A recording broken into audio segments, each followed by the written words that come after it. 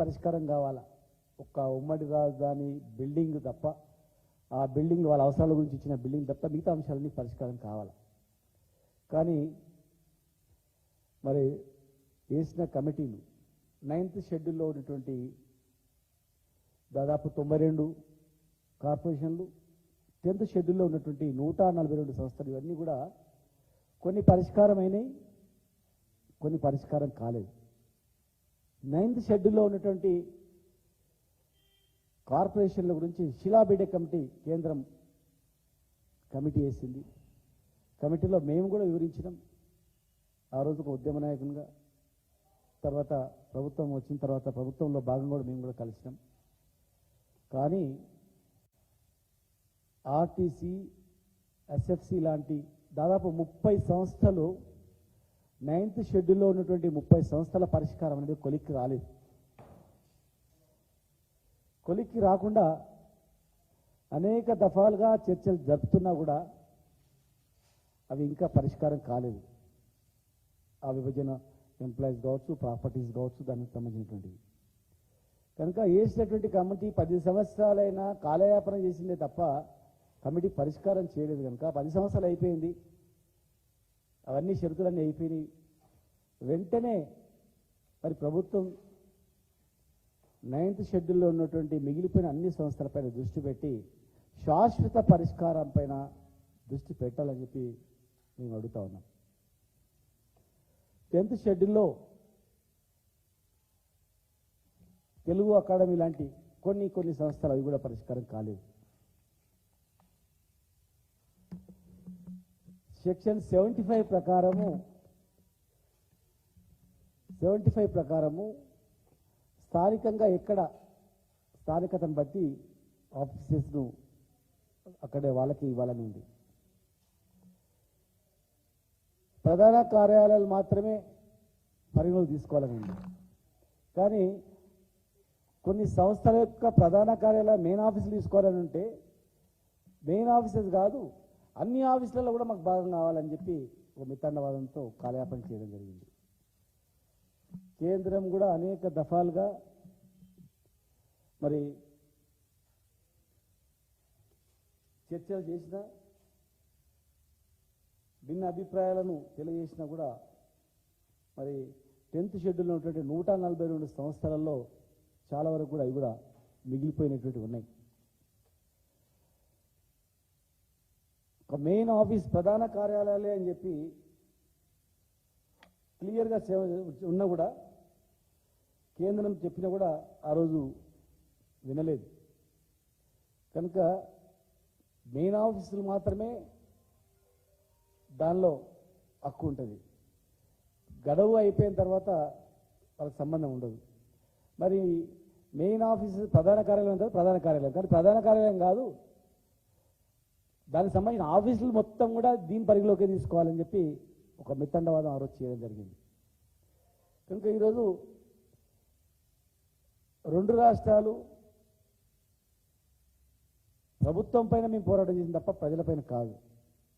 ఆనాడు కూడా దాన్ని 10 సంవత్సరాల పరిపాలనలో మేము రుజువు చేసినాం.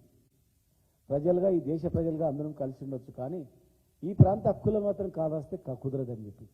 కనుక ఈరోజు 9th షెడ్యూల్లో 10th షెడ్యూల్లో ఉన్నటువంటి అంశాలను ఇమ్మీడియట్ నిర్ణయం తీసుకోవాల్సిన అవసరం ఉంది.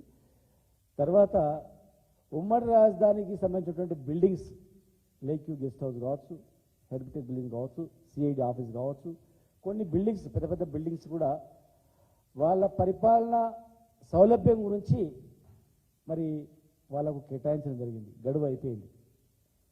మరి గడువు అయిపోయిన వెంబడే ఆ ప్రాపర్టీస్ అన్ని కూడా మనం తీసుకోవాల్సిన అవసరం ఉంది.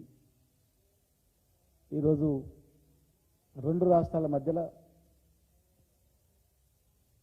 తెలంగాణ ఏర్పాటు కాగానే హైదరాబాద్లో బాగా అల్లర్లు అవుతాయి, హైదరాబాద్లో ఆంధ్రులని ఎలగొడతారు, ఇల్లు ఖాళీ అవుతాయి అని రకరకాలుగా పుకార్లు పుట్టించారు. మత కలవలు అవుతాయి అని పుకార్లు పుట్టించారు. మళ్ళీ నక్సలైట్ రాజ్యం వస్తుంది అని పుకార్లు పుట్టించింది. కానీ 10 సంవత్సరాల పరిపాలనలో అలాంటి సంఘటనలు, ప్రజలపైన దాడులు కానీ ప్రజలపైన పోరాటం కానీ చేయలేదు. కానీ మన హక్కుల గురించి మాత్రం ఎక్కడ రాజీ పడలేదు. ఈరోజు మరి తిరుపతి లాంటి ఓ పుణ్యక్షేత్రంలో మనకు అక్కడ కూడా మన హక్కు. ఎందుకంటే కోట్లాది మంది మన భక్తులు పార్టిసిపేషన్ ఉంటుంది దేవుని దగ్గర. పుట్టిన ప్రతి పిల్లగాడు కంపల్సరీ అక్కడనే పోయి 90% మంది అక్కడికి పుట్టింది అంటే అది పల్లెల్లో అర్పించాల ఆ భగవంతుని దగ్గర. ఆ పుణ్యక్షేత్రం అభివృద్ధిలో మన భాగస్వామ్యం ఉంది. మేము కూడా చాలాసార్లు అడిగినాం, అక్కడ మాకు ఒక పెద్ద బిల్డింగ్ ఇవ్వాలి, హోటల్ గురించి బిల్డింగ్ ఇవ్వాలి, కర్ణాటక వాళ్ళకి ఇచ్చారు, తమిళనాడు వాళ్ళకి ఇచ్చిండ్రు, మనకు కూడా ఇవ్వాలన్నాం. ఆ ప్రతిపాదన ప్రాసెస్లో ఉంది. మరి ఇప్పుడున్నటువంటి ప్రభుత్వం కూడా వెంటనే చొరవ తీసుకొని మనకు అక్కడ ఆ పుణ్యక్షేత్రంలో టూరిజం హోటల్స్ కావచ్చు, ప్లస్ సపరేట్గా అకామిడేషన్ కావచ్చు, దానికి కూడా మనం ల్యాండ్ తీసుకోవాల్సిన అవసరం ఉంది. ఎందుకంటే ఎన్నో ఆఫీసులు, ఎన్నో స్థలాలు కూడా వాళ్ళకు ఆ రాష్ట్రానికి సంబంధించిన వాళ్లకు ఇక్కడ ఇన్ని రోజులు కేటాయించడం జరిగింది. ఇంకా పరిష్కృతం కానటువంటి ఉద్యోగుల విభజన కావచ్చు, ఏదైనా కావచ్చు, అవన్నీ వివాదాలకు తావు లేకుండా,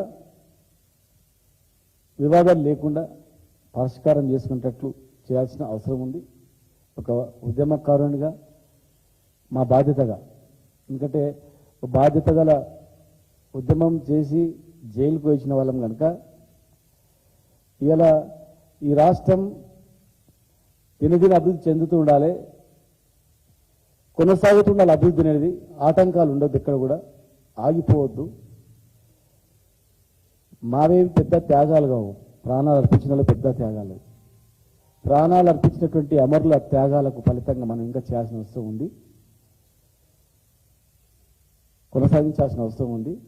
కనుక ఈ విభజన అంశాలను ఇమ్మీడియట్గా 9th 10th షెడ్యూల్ అంశాలను పరిష్కరించి ఆ బిల్డింగ్ తీసుకొని ఎప్పుడు కొట్లాటలు లేకుండా శాశ్వతంగా స్నేహపూర్వకం ఉండేటట్లు, కలిసిమెలిసి ఉండేటట్లు, ప్రజల మధ్యలో విభేదాలు లేకుండా ఉండేటట్లు చర్యలు చేపట్టాలని, తెలంగాణ అభివృద్ధి అనేది ఆటంకం లేకుండా ముందుకు కొనసాగాలని, దానివైపు దృష్టి పెట్టాలని చెప్పని. మరి 10 years కంప్లీట్ అయిపోయింది కనుక, అయిపోయి కూడా దాదాపు 15 రోజులు అయిపోతుంది కనుక వెంటనే ఆలస్యం చేయకుండా వాటిపై దృష్టి పెట్టి చర్యలు తీసుకోవాలని చెప్పని మేము ప్రభుత్వాన్ని కోరుతా ఉన్నాం.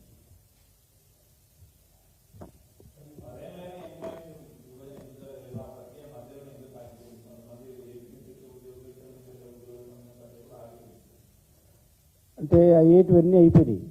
క్లాస్ 4th ఎంప్లాయీస్ని తీసుకొచ్చినాం, చాలా మంది ఉద్యోగులు తీసుకొచ్చినాం. చట్టపరంగా అయ్యేటి జరిగేటివన్నీ కూడా జరిగిపోయినాయి. కానీ చట్టానికి వ్యతిరేకంగా కొన్ని ఉన్నటువంటి మా ప్రభుత్వంలో కూడా కొంతమంది అధికారులు ప్రపోజ్ చేయడం జరిగింది, దాన్ని తిరస్కరించడం జరిగింది. దాదాపు పరిష్కారమైన అక్కడక్కడ కొన్ని మిగిలిపోయినట్టుంటే అన్నీ ఒకేసారి అయ్యే అంశాలు కావు. అవన్నీ చాలా వరకు 90% ఉద్యోగుల విభజన సంబంధించినటువంటి పరిష్కారమైన, మిగిలిపోయినవి ఏమైనా ఉంటే చట్టానికి లోబడి అవి పరిష్కారం చేయాలి. ఆ పరిష్కారం అనేది ఒక చిన్న బంట్రోత్ ఉద్యోగం గురించి ఆంధ్రప్రదేశ్, తమిళనాడులో బంట్రోత్ ఉద్యోగాన్ని వదులుకోలేక గొడవలు చేసి వచ్చిండ్రు. అంటే ఒక చిన్న ఉద్యోగి కోర్టులు అనుకుంటా, గుంటూరు కోర్టులో ఒక కోర్టులో ఒక బంట్రోత్ ఉద్యోగి ఇచ్చి రాష్ట్ర విభజన వచ్చింది. మామూలు విషయం కాదు. తెలంగాణ ఉద్యమం కూడా సెక్రటరియట్లో అటెండర్లు, లిఫ్ట్ బాయ్లు మేము అంతేనా, అట్లా అనేది ఉద్యమం వచ్చింది.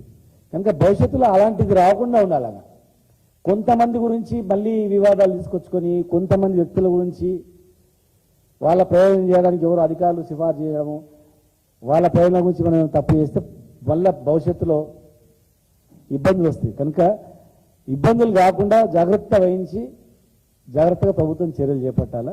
చాలా వరకు మేము మా ప్రభుత్వం పరిష్కారం చేసినా, మిగిలిపోయినవి ఉన్నాయి, ఇంకా ఉన్నాయి, అన్నీ అయిపోయినాయని చెప్పాము, ఉన్నాయి, అవి కూడా చేపట్టాలా.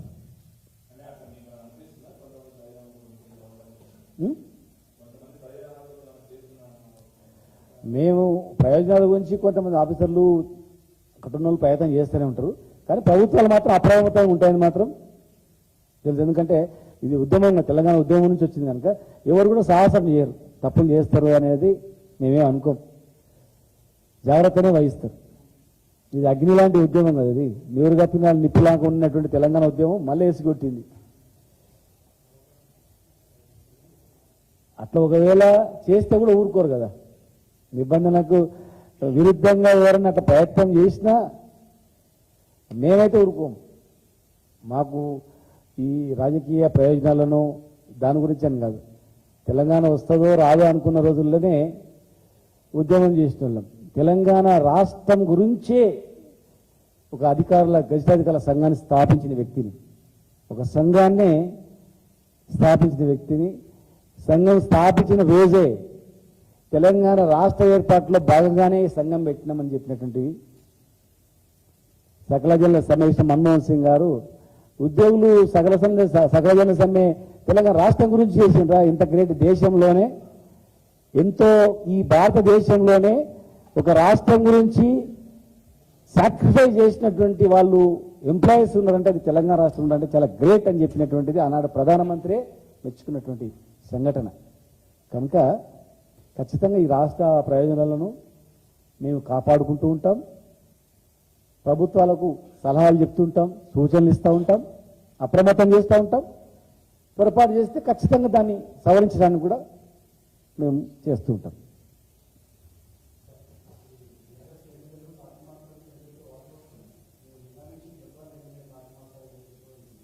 ఏవన్నీ పేపర్లలో వచ్చే వార్తలు అంతే. మాట్లాడాను, ఇవాళనే మాట్లాడాను, పేపర్లు వచ్చింది ఏంది కృష్ణమోహన్ గారు అన్న. ఏం లేదన్నా, ఇట్లా అందరూ ఒకటి అంటున్నారు, ఏం లేదు. ఒక పని మీద నేను మంత్రి గారి దగ్గరికి వెళ్ళినా, నేను జూపాలి గారి దగ్గరికి ఒక విషయ విధమైన పోతే అది ఎట్లా అంటున్నారు, వాళ్ళే ఎట్లా అంటున్నారు, అట్లేం లేదన్నా అని అన్నాడు వాడికి.